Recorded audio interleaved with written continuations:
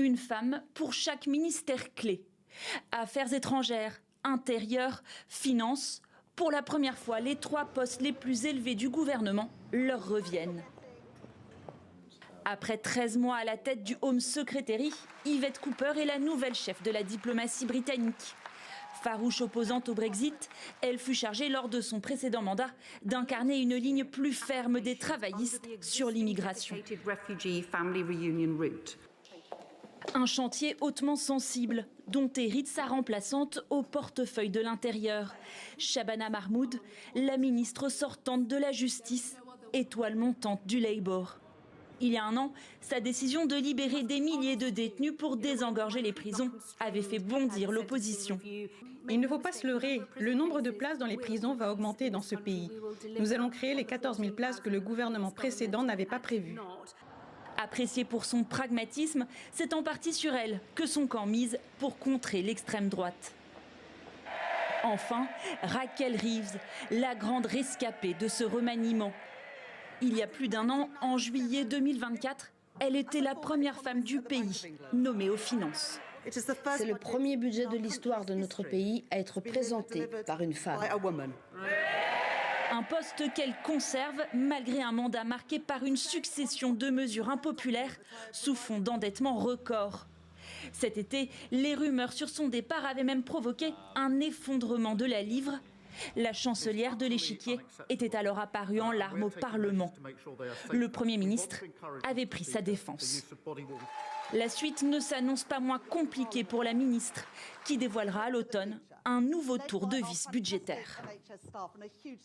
Et ce qui inquiète au Royaume-Uni, ce sont les finances du pays. Brexit et pandémie ont fait grimper l'inflation et la dette à Londres. On retrouve notre correspondante Sarah Menahi. Bonsoir Sarah. Remaniement en profondeur, on l'a dit. Et puis on vient de le voir dans ce sujet, une figure du Labour Party a sauvé sa place. C'est la très critiquée ministre du budget Rachel Reeves.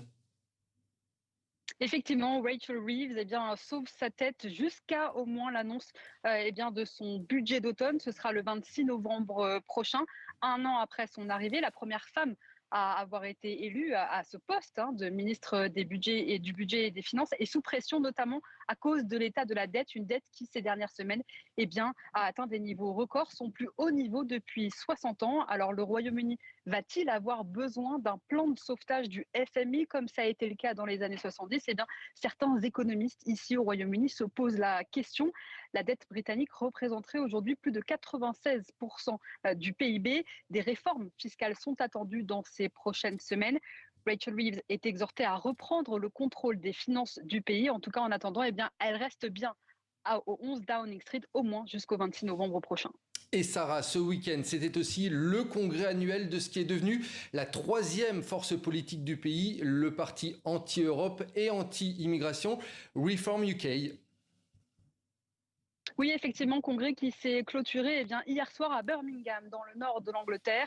Et évidemment, le leader du parti, Nigel Farage, ne s'est pas privé d'enfoncer le gouvernement travailliste de Keir Starmer, embourbé dans ce scandale Ryanair et dans ce remaniement. Il a dénoncé un gouvernement qui, malgré toutes ses promesses de mener une politique nouvelle et différente, est aussi mauvais, voire pire que celui qui l'a précédé. Farage a même appelé ses électeurs à se tenir prêts à des élections anticipées. Il veut organiser des élections générales anticipées en 2027, soit 2 ans avant la date prévue. Enfin, la personnalité notable de ce congrès qui était donc présente à Birmingham, c'est Nadine Dorries, cette ancienne ministre des Sports, des Médias et de la Culture de Boris Johnson, qui, il y a quelques jours, a fait défection au Parti conservateur pour rejoindre le parti Reform UK.